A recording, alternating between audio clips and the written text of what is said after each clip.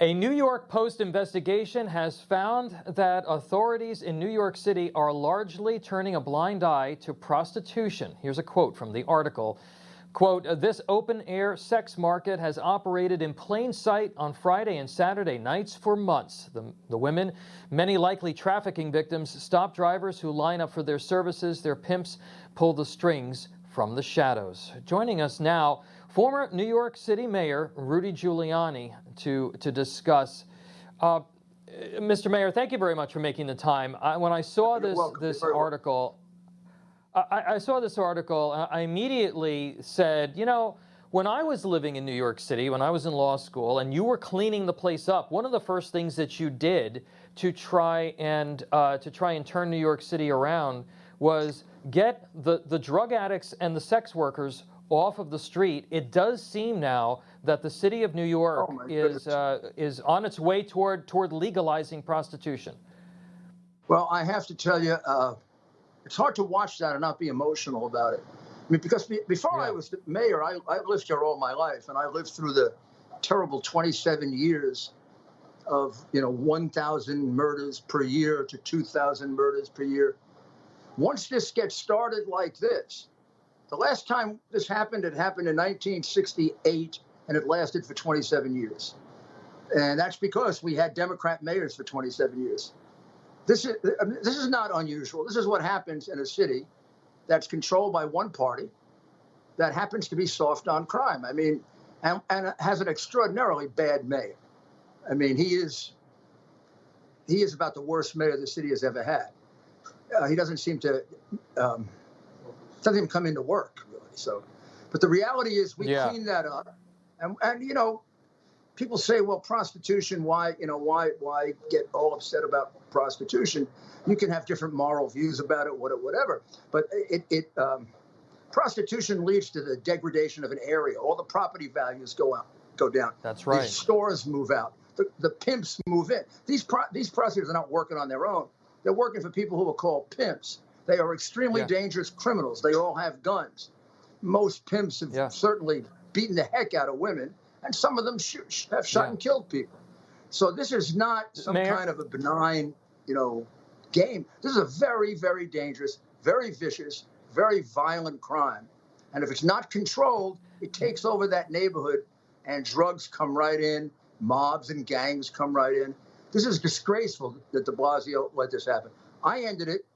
Bloomberg kept it out, and he's brought it back. And he's brought graffiti back, subway crime. The man is a disgrace. Yeah, Mr. Mayor, one of the things that you understood very well was that people, tourists, families, folks who come to help feed the New York City economy, if you have crime and you have drugs and you have prostitutes on the streets, you're not getting those people back. They're not coming, and it depresses the economy of the city of New York.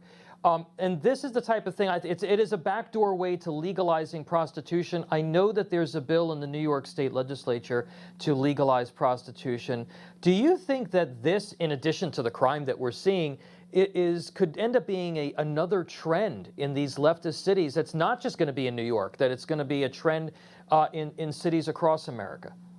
Sure. I mean, we are on an express train to socialism. In New York, we're probably there already. New York is a one-party government. That's a socialist government, is a one-party government. New York has significant amount of corruption. I sure as heck, I mean, that's how it became famous, putting Ed Koch's commissioners in jail. And it's a city now that once again is like Chicago and Philadelphia and Detroit, a high crime city. I mean, we had the distinction of being the safest large city in America for something like 17 years in a row. I mean, it took me 2 years to get there. I kept it there. Bloomberg kept it there.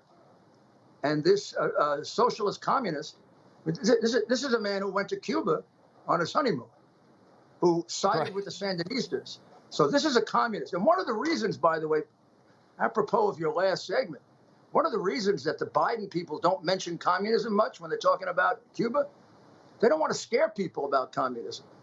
Cuba is a perfect example. It couldn't have happened at a worse time or better time to show us what could happen to us if we federalize elections if we federalize economic policy like he did last week, he's regulating 27 different industries.